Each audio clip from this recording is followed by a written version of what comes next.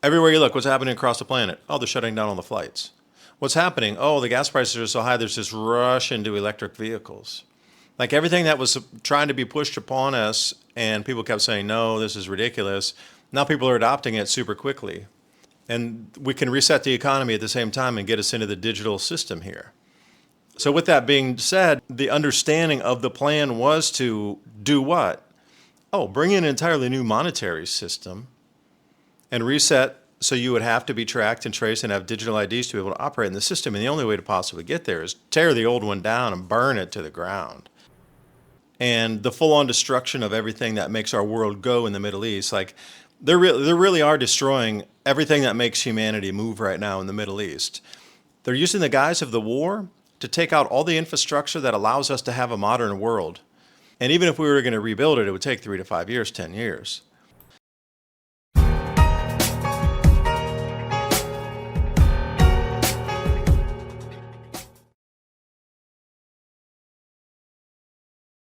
Welcome, Eagles, to another edition of Tradcat Night special guest exclusive podcast right here on the tradcatnight.org website.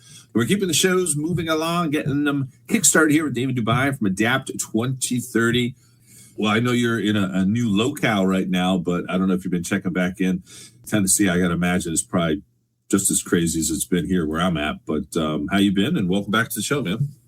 Yeah, thanks for having me. I'm in southern Taiwan. It was 92 degrees today with the coconut trees and the rice fields, so it was too hot to be out during the afternoon. There you go. Boy, I was about to say, I can't do that anymore, man. Matter of fact, that was one of the things I talked about in my story time episode. I used to love really warm weather as a kid, getting out of school and doing that. I can't do really anything above 80s anymore, man. I'm inside. I'm inside after, if it's 80 plus.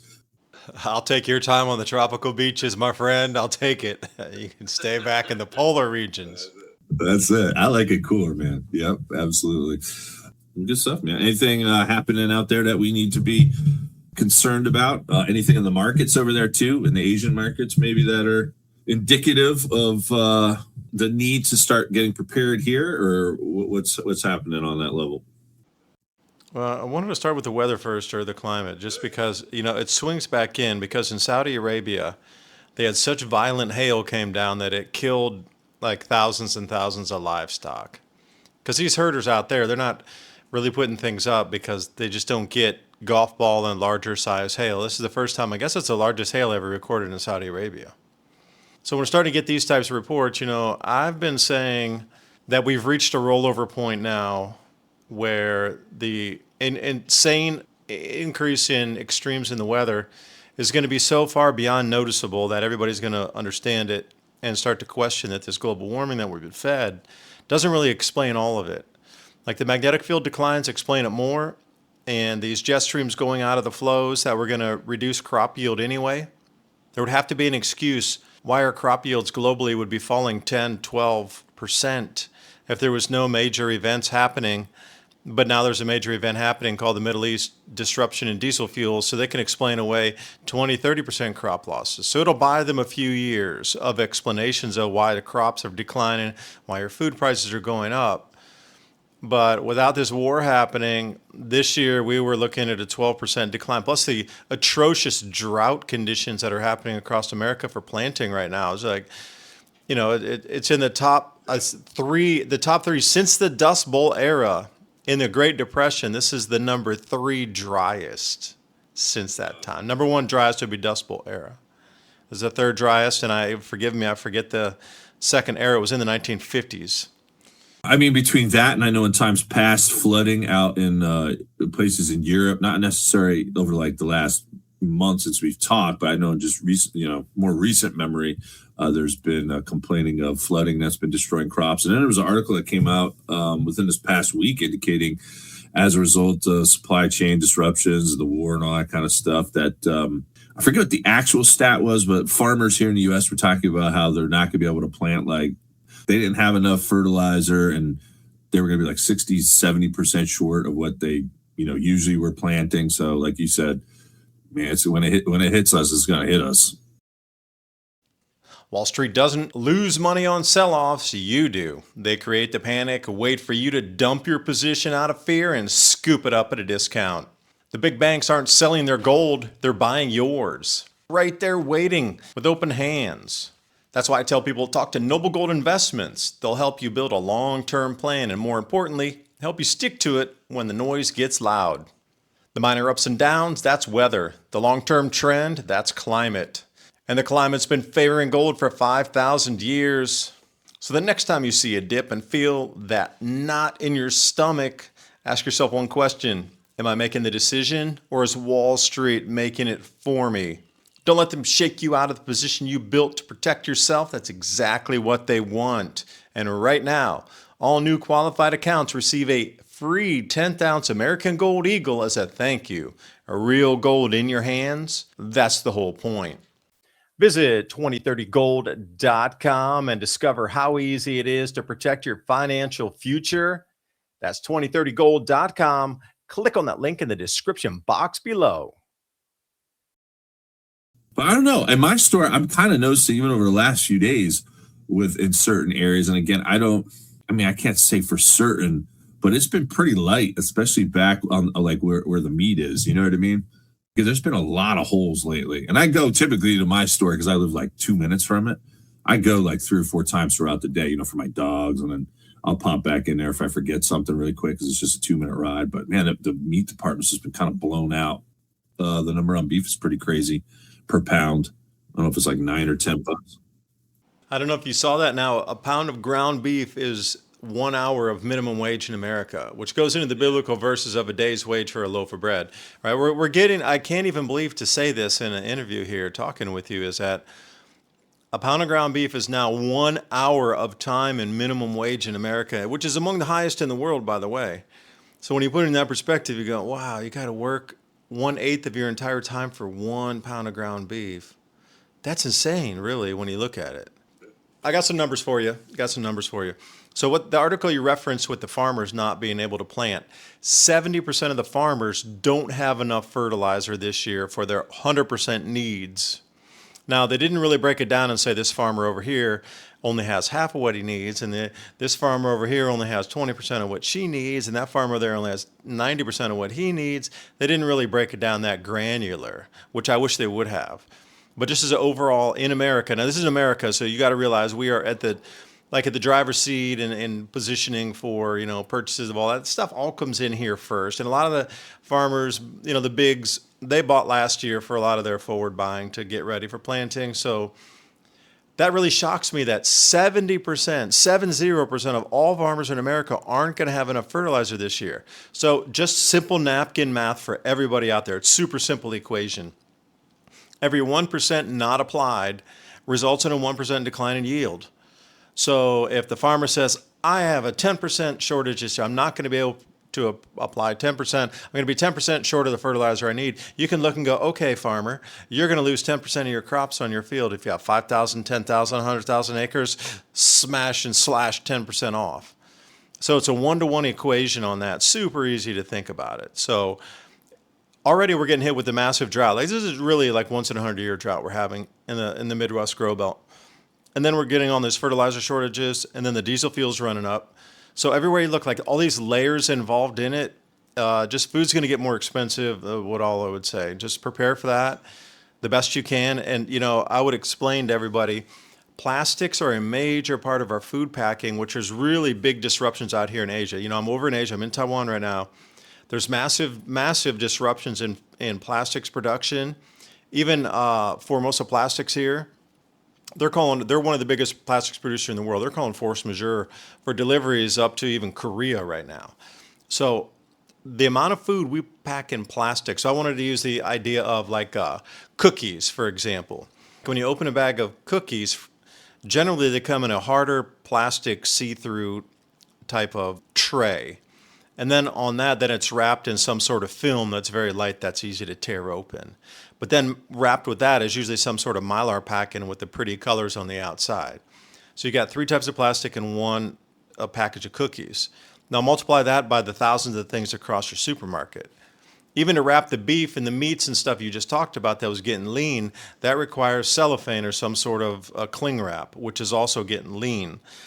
The food shortages are not super gargantuan. Even in India, they ran out of polypropylene bags. So India is just unbelievably coming apart at the seams over there. There's a lot of rice around, but there's no bags to pack it in. So they're trying to figure out a way to get rice out to all like big cities and small communities with no bags. Their polypropylene woven bags, they're gone. So there's no 50 kilogram, which is a little over 100 pounds. There's no 25 kilogram, which is a little over 50 pounds. There's no 10 kg bags, which is like a 25 pound bag. And then there's no 5 kilogram bags, which is the equivalent for us around 10 pound. All those bags are gone. They don't have them anymore.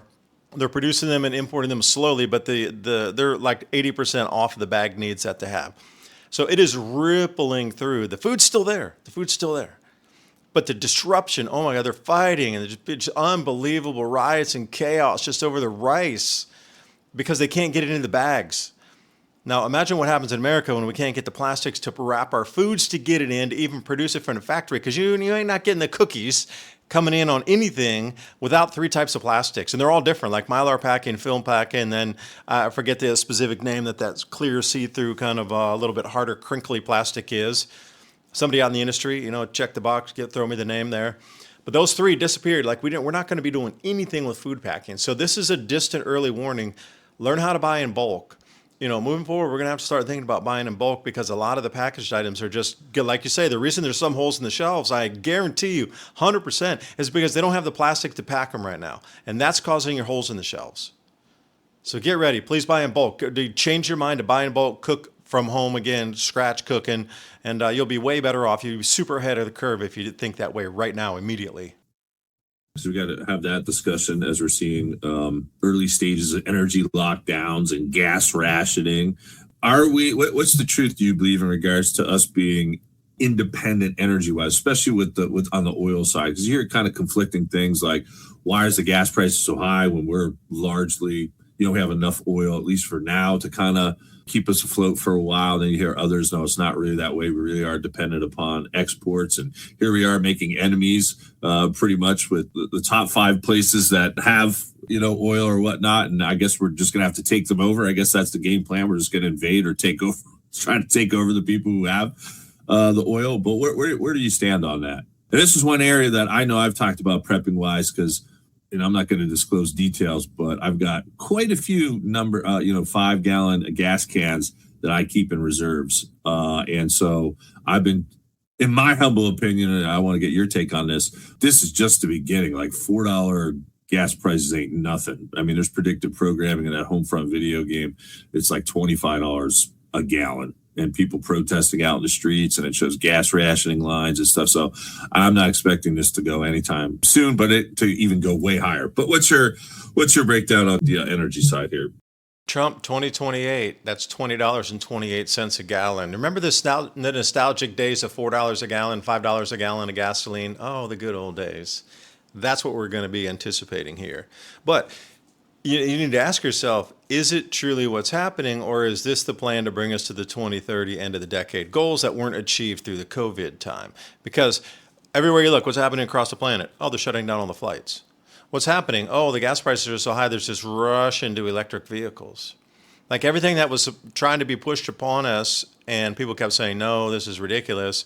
Now people are adopting it super quickly. It's almost a self-fulfilling loop coming in where these end of the decade goals are being met, absolutely going to be met. And we can reset the economy at the same time and get us into the digital system here. If it goes to $20 a gallon gas, the economy as you understand it it'll be no longer functional. Like it won't function in the same way, and it'll be Humpty Dumpty. It'll never come back. You'll never put it back together. So with that being said, the understanding of the plan was to do what? Oh, bring in an entirely new monetary system and reset so you would have to be tracked and traced and have digital IDs to be able to operate in the system. And the only way to possibly get there is tear the old one down and burn it to the ground. Yeah, and then when you want to participate in the new one, you're going to have digital. Well, you would have to because it's a digital system. So regardless if it's a digital ID, doesn't really matter. It's a digital system that you're going to have to integrate with. So you're going to have to understand all the digital logic and interfaces with that and interoperability that accrues in there, and if, what kind of stable coins you're using, and if you're getting yield off of those, and if they're cross swaps, and which chain you're on, and which ones are from governments, and which ones are from companies, and there's a lot going to be into this thing, right?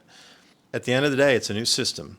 But the only way to get us there is destroy the old, and then what happens? The new system is suddenly used to rebuild what was destroyed. And it's seen as the savior when it comes onto the scene. And I can't recall, and forgive me if I did mention this last month, but my latest research indicates that I believe the reset, like the actual formal date on the reset, if you read the protocols of the Golden Dawn, it'll be a Mar-a-Lago summit, they say. So that's why I've always said it would be under Trump's regime. But who the heck knows? I mean, I don't know, man. The way he's going, I wouldn't be surprised if he gets, assassinated, or the script reads they impeach him or something. But I don't know. I still see him being there in 2028. September 29th, 2028 is the next Shmita cycle, according to the Jewish end time that's dragging us into this World War III. That nevertheless, I mean, it could be a scenario where we have that, where let's just say July of August, that's when the final card is played and everyone's bank accounts go down. No one can have access to anything. Then Trump could step onto this, the scene and say, oh, by the way, I have this Trump stable coin. I think it's going to personally be called Freedom Coin. Interestingly enough, my other research indicates that there's a company out there called Freedom Payment Systems, and I've seen it now on several occasions, even here in my town. The Luciferians love to use that word freedom, whether it's Freedom Towers, Freedom Cities, Freedom Payment System. I think it's going to be Freedom Coin under Trump, because they think they're freeing us from Christianity, or freeing us from the old world order. But nevertheless, that's what I'm taking a look at. September the 29th, 2028 is that actual date. And I see that final card now, envisioning that final card being played probably in the summer of 2028. So maybe a little bit more time than we anticipate. I must admit, I was off based upon what some other Jews were saying, but then Chabad came out and said, no, the Jonathan Kahns were wrong. And it was like, seemed to be some infighting amongst them, but that's what they're saying the next Shmita cycle is. So it's about 2.5 years. I don't know. And so for me, I just keep telling my folks, get what you can get while you can get at this price, because it's, as we progress towards that, let's say I'm right in that assessment and that thesis, it's not going to get any cheaper in 2027 or 2028. Like, it's only going to get worse. They want to impoverish us. They want us, bankrupt and kicked out of our homes and all that stuff. So it's basically an economic game at this point. Got to try to keep yourself afloat. Let me follow up on a couple of points there. This is a wealth transfer, so it is the largest wealth transfer since the Roman Empire. And you have to think about, they can't do it all at once in one day, really. But they can milk it from then until then from now. So you have to also wonder with the Bitcoin halving, that brings us right into the Bitcoin halving cycle, the next cycle. All right, so it depends on where this all sits. There's a lot of things overlapping around that time, especially right around 2029, to bring us into, I say, the end of the goals, the end of the decade goals here. And you also have to look at solar activity, what's happening astrologically, and where the planets are in their movements, and how all these occultists are gaming in and trying to drop in on some of the same things here. And it's layers within layers. So if you walk it back on the 30,000-foot view, you're going to have to convince an entire world that the old system, the old world, is no longer valid. But you can't really get them to believe it in the mind. You also have to destroy it in front of them. Because I talked to Mike Adams. He and I, when I first got over here, he was surprised that, because he lived in Taiwan for some time, and, I have a second residence here too. And they were repricing fish every single week over here, and the fuel and the fish are being repriced by the week, because they're kind of tied together. Anything has to do with, movements of fuel and transportation, like fishing fleets are far more diesel intensive than farmers are on a one season rotational crop. So things like that were being repriced in real time on a weekly basis. So moving forward, this is going to be the thing. Everything's going to get repriced. It's the cheapest you're ever going to get it for the rest of your life.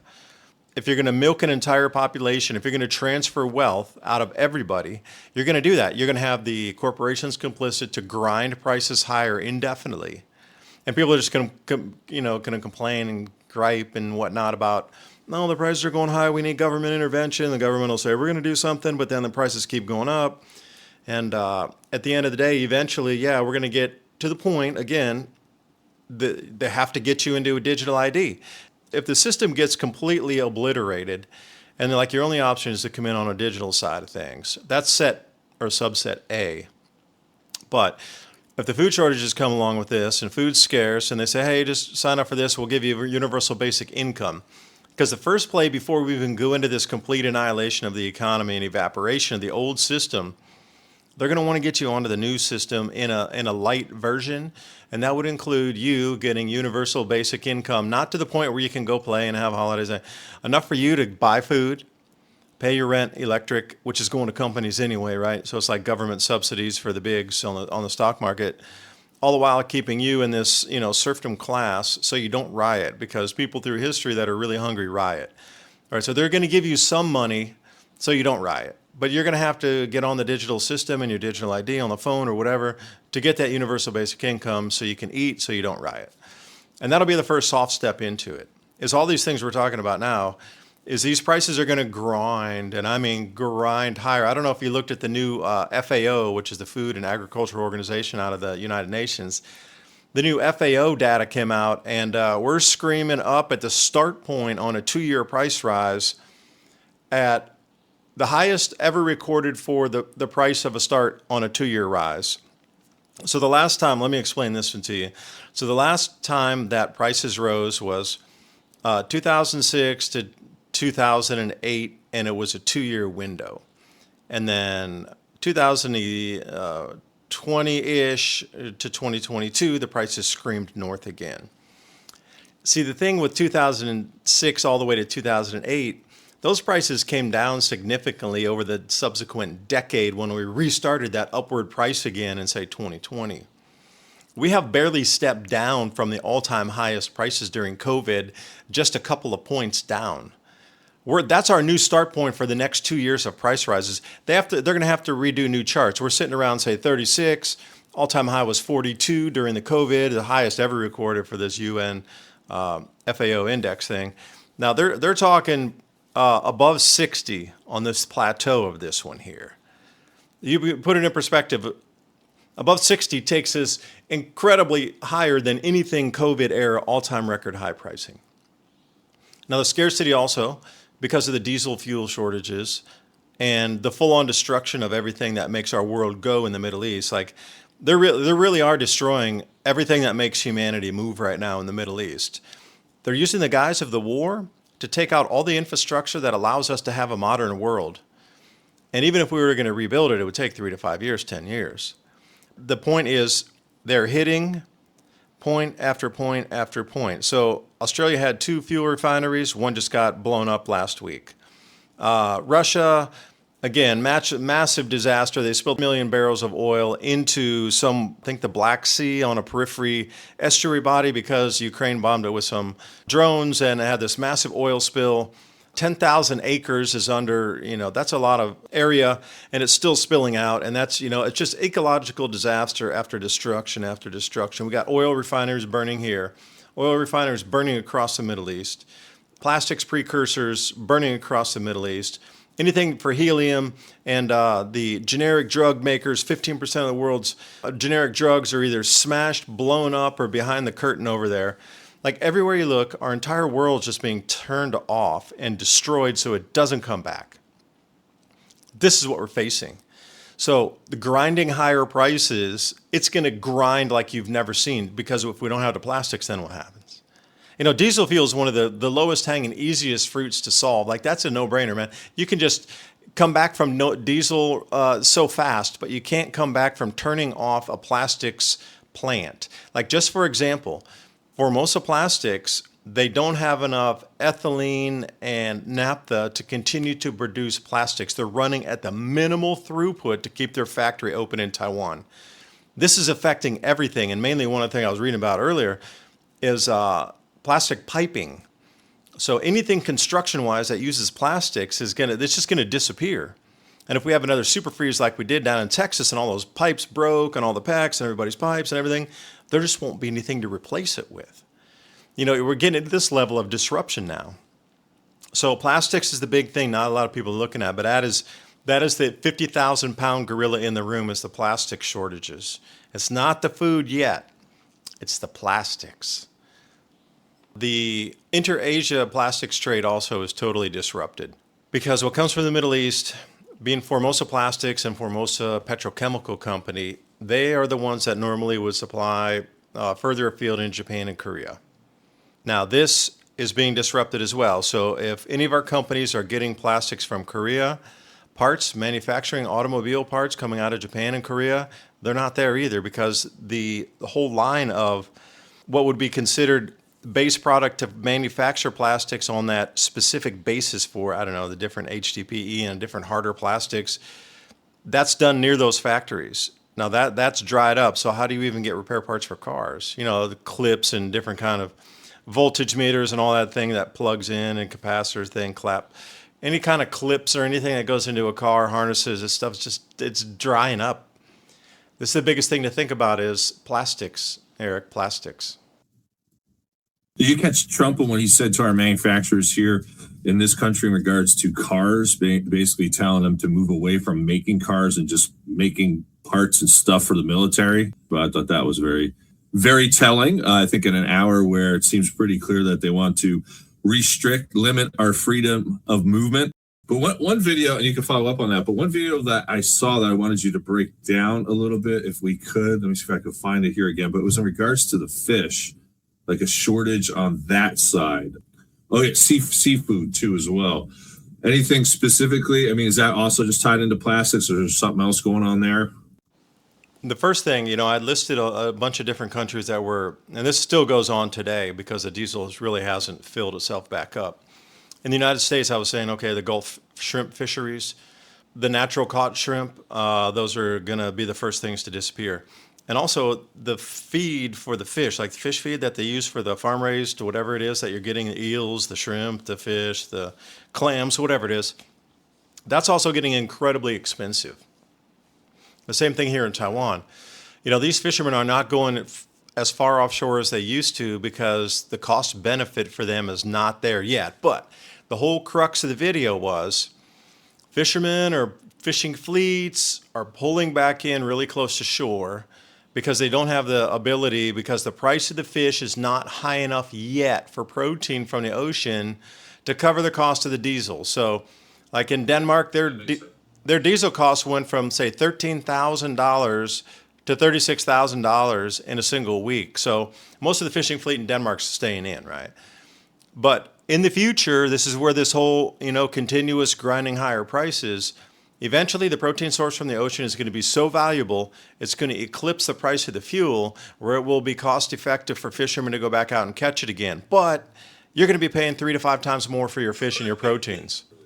Fish feed, you know, you might think, well, they don't need to go out in the ocean. They'll just buy the fish feed. I'll just get farm-raised fish. The price of the feed's going up double at least. So everywhere you look, every input cost in all these operations are going up. And then there's the electricity to drive the pumps, which is higher because of the LNG. And, you know, at least here there's nuclear, and they can run a lot of power from nuclear, which is a good thing. So if you're sitting on an LNG and they're burning gas to give you electricity, that fishing farm, they're going to get double, triple pricing on electricity. Plus the food, you know, the fish food or the input cost for the pellets and that sort of thing is going up as well. So wherever you look, there's really nowhere to escape it, even getting something as simple as fish. So if you're like, well, I don't eat meat. By the way, meat eaters, steaks are at an all-time record high price at $12.57 per pound wholesale. Yeah, who's going to be able to afford it regularly? Yeah, that's just it. Did you see that big company out? Well, I don't know if they're down in your neck of the woods, but I know they're like in Missouri and other places. 801 Steakhouse or Chop House went bankrupt, like 11 store. Like apparently it's a big steakhouse throughout like the Midwest. I don't have them up my area, but I saw they just went bankrupt, probably in part to what we're talking about here. No one could afford steaks anymore. No one can afford to eat steak anymore, I guess. Who can afford to go out to a restaurant and spend $300 just for 2 steaks, you know, for, you know, takeout, you know, and then if you go with your family, it's like $700 to eat out to have steak or something. Like, are you kidding me? $600 for the kids? Come on. Maybe now's the time to really get into aquaponics. I have hydroponics. I don't have aquaponics. I kind of ran out of real estate downstairs, but there might be something for people to look into. Eric, could I add one more thing to that about safety issue? Those of you who are going to buy fish from people in the future, because it's going to get expensive, Like in Tennessee, we had a lot of areas where people dumped PCBs. The government, just emptied out generators all along the river, and there's a whole bunch of toxic zones. And like, don't eat the fish. There's actually still signs up that says, "Don't eat the fish." Pregnant women, don't eat the fish. Don't eat the fish more than once a year here. But if fish is really expensive, people are just going to be catching fish everywhere, and you might think, "Oh, damn, that's a good bargain on those bass or crappie or whatever you're going to buy, catfish and shit." You got to really be aware on the local fish where they come from, because people are going to be going and fishing in those areas because they're super plentiful, because nobody fishes there. Nobody wants that fish. It's poisonous. It's toxic. It's heavy metal laden.